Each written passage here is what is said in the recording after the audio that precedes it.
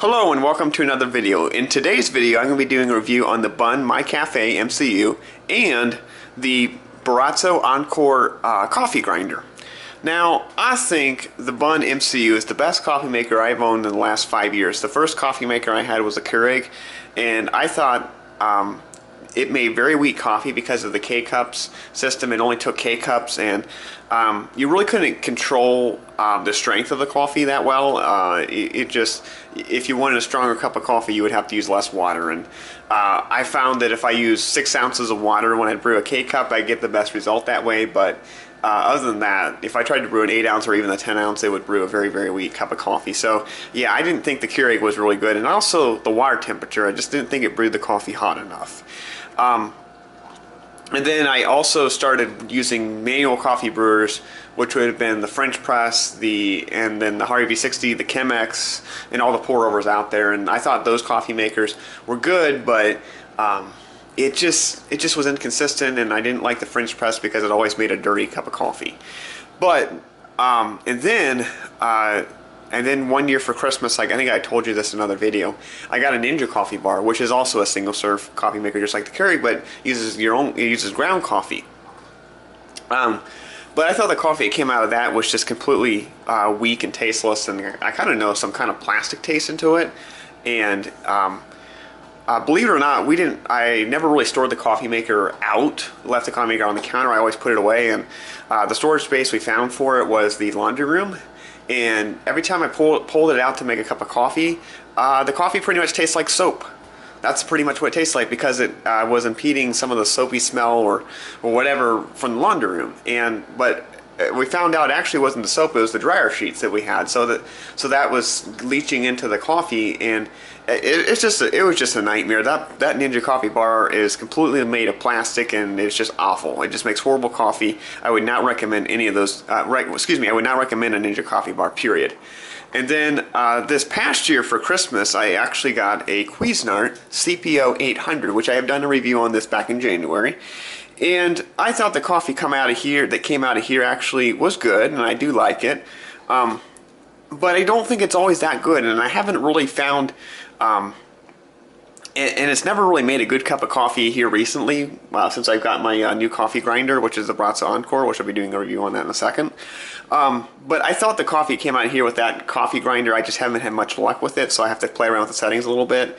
The one time I tried it, it was too coarse, and it made pretty weak coffee. And today I tried it, I think it was way too fine. It made very bitter coffee. So, like I said, I think I would just really play around with it a little more. Like I said, I only will use the drip coffee maker when I have guests over, or if I'm making coffee for 2 people or whatever, like if my mom wants a cup of coffee, because I know she just now recently started drinking coffee ever since I got the Cuisinart. So I'll do that for her. If her and I are both drinking coffee, you know, then I'll use that. But I do use it for her in the morning. I do program this coffee maker to come on at 6 a.m. for her to have a cup of coffee before she goes to work, and she really likes that. It's very awesome. But this is the coffee maker I use most of the time. I think the coffee it comes out of here is perfect. It's at the right temperature, it's hot, and it's strong. Now this coffee maker comes with 4 drawers. The first drawer it comes with is a K-cup drawer, which looks like this. It's made of steel, whatever. But the actual, it basically uses K-cups. Like this, just like a Keurig, which I used to have a Keurig, and basically, I have actually brewed K-cups with this thing. Actually, my favorite coffee through the K-Cup, so far has been, believe it or not, Donut Shop Decaf. Now, who'd have thought it'd be a Donut Shop Decaf? Now, I did buy, and I'll show you what that looks like in a second. I'll show you what this is. Now, I don't drink it very often because I think the taste of it is kind of bitter, and it's just a little strong for me, and doesn't have a whole lot of flavor to it. This is what it looks like. Shot. I just dropped the K-Cups. Excuse the language, I said shot instead of the other word. I guess that's better. Anyhow, let's go ahead and put the K-Cups back in the receptacle. Oh, come on. Oh, shooty duty. Dang it. Let's try and get those back in there. Oh, come on now. Cooperate. So this is the Dunkin' Donuts, look at me. This is the Donut Shop Decaf coffee. Okay, see that? All right. So, and there's also a regular one as well. I'll leave that out so I don't have another issue. Now, I did buy some coffee from Meyer here not that long ago. It's called Green Mountain Costa Rica. Yeah, Costa Rica Pastello, or whatever the hell that is. Excuse the language. That time I did cuss. Anyhow, the coffee that comes out of here was completely disgusting. It was weak and tasteless. So my warning to you guys, be very careful when you buy K-Cups. That's my recommendation on that one. But yes, it does come with a K-Cup drawer. It also comes with a coffee pod and tea bag drawer, which I have used the coffee pods. Let me get those out for you. I just bought some coffee pods here last week. Now this is the one I got. This is the Senseo coffee pods. This is the strong one. Now the coffee that came out of here, to me, was extremely weak. And I did not like it. It tasted like water. I mean, there was some coffee flavor coming out. It tasted fine, but like I said, it was very watery and kind of weak. And I measured how much coffee was in those soft pods, and there was, I kid you not, there was only 7 grams of coffee in there. Like, really? If you want to make a good strong cup of coffee, you would have to use 2 of those to brew an 8-ounce cup of coffee. So the coffee pod drawer is pretty much useless. I personally would not recommend that. So the only one I will be using, and this is also a hot water drawer, which again is stupid. I don't need that kind of feature, so this drawer can go out of here. Alright, anyhow, this is the drawer that I use the most, which is the ground coffee drawer. Okay, now you can put ground coffee in here. Now Cuisinart says, excuse me, not Cuisinart, Bunn says, yeah, don't tell Bunn I said that. Anyhow, the Bunn says you can put up to 20 grams of coffee in the ground coffee drawer. Now,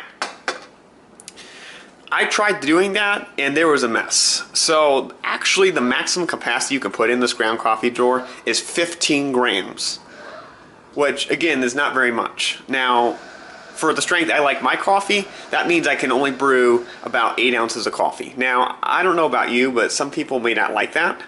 That's the max capacity. Unless you like super weak coffee, then you can maybe put 15 grams in and brew 14 ounces, because this brewer can brew up to 14 ounces. It has stair-step indicators to go from 4 to 16 ounces. I'm sorry, 14 ounces. Now, as you can see on the stair-step ladder, the lowest actually goes down to 6, even though the minimum it can brew is 4 ounces. So I don't know. Bunn's got problems. They have a ground coffee drawer that you can only brew up to, that says you can brew 20 grams of coffee, but really you can only brew 15. And even though it says you can brew it down to 4 ounces of coffee, you really can only brew down to 6. Come on, Bunn, make up your mind. Anyhow, all kidding aside here, but like I said, this is the drawer I use the most, and I can forgive the fact that it won't brew a full 10 ounces or 12 ounces of coffee as I would like, and I can forgive the fact that this does not hold 20 grams of coffee. But again, all I have to say is quality over quantity, right? Exactly. That's the norm there. But here's my take on this coffee maker. If you're looking at a single serve coffee maker, look no further to the Bunn MCU. Now, if you're looking for a drip coffee maker, you really have to do your research, because again, drip coffee makers are more suited for people who are going to be making multiple cups of coffee. So this is my take when it comes to, well, should I buy a single serve coffee maker or should I buy a drip coffee maker? And the answer is, it depends on what you're using it for. If you're normally brewing coffee for yourself and you only make 1 to 2 cups of coffee, or excuse me, you only drink 1 to 2 cups of coffee, then I would recommend a single serve coffee maker. And which in the fact I'd recommend the Bunn MCU. There is other single serve coffee makers out there like the Keurig and what have you. There's so many other options, and like the dreaded Ninja coffee bar, but this is the only one I would recommend. And yes, you can only brew 8 ounces of coffee. But again, if you want a second cup of coffee, you can always do that. So that's not a big deal for me. I also want to touch on the baratza Encore. Let me move this out of the way. Get out of here. You can leave too. Out. So you're in my way. Anyhow, so this is a review on the baratza Encore. Now this coffee grinder is amazing as well. I used to have a Cuisinart coffee grinder, and it was extremely loud and it was inconsistent, but this coffee grinder does a very, very good job. I think the coffee comes out of here Wow, actually, it doesn't make coffee. Let's go. Just kidding, you guys. But the coffee that it produces with this grinder is just so even and uniform, and it produces a very, very, very, very good cup of coffee. I think the coffee tastes better with this newer coffee grinder than it did with the old one. This is a very high quality burr grinder, but the only complaint I've had with it is the rubber gasket is very, very fragile, so you have to be very careful not to tear it. Because I've actually torn it once, and I actually ordered 2 new gaskets. They're not that expensive. I actually forgot to mention, there's a gripe on here, which I think I already explained the gripe on this coffee maker. Back to the baratza, sorry about that. But that's the only thing I don't like about it. Other than that, the coffee is amazing. You know, you do have to play around with the grind settings to fit your brew style. But I have to say, this is a great combination here. I think the Bunn MCU makes fantastic coffee, as well as the baratza Encore. I think these are two high-end coffee maker and a coffee grinder setup here. I really, really do like the setup, and I think the Bunn MCU is my recommendation. But actually, back to the baratza. But I think this is a very, very good coffee grinder. I would really strongly recommend it. I think the baratza does a very good job brewing coffee and grinding coffee, and I think the grind is very consistent and does a very good job. So I would strongly recommend the baratza Encore. This is the only grinder I would recommend, and for its price point, it's only like $140. So it's not that expensive, but you know, this is the best you can get for the money. So yeah, that's my recommendation, opinion on the baratza Encore. I think I would strongly recommend it if you're looking for the best grinder. Back to the Bunn MCU. So I think the Bunn MCU is the best coffee maker I ever had, and I really mean that sincerely, and this thing makes a really, really good cup of coffee. I'm very, very happy with it, and I would strongly recommend it. I actually bought this coffee maker used off of eBay for about $73, and then paid about $11 for shipping, so it was around $84. Those are just estimates, those are not exact numbers. So I don't remember exactly what I paid for it, but that's about what I paid for it, okay? So this is a very good coffee maker, and also when it comes to buying coffee makers, I would strongly recommend buying used if you can.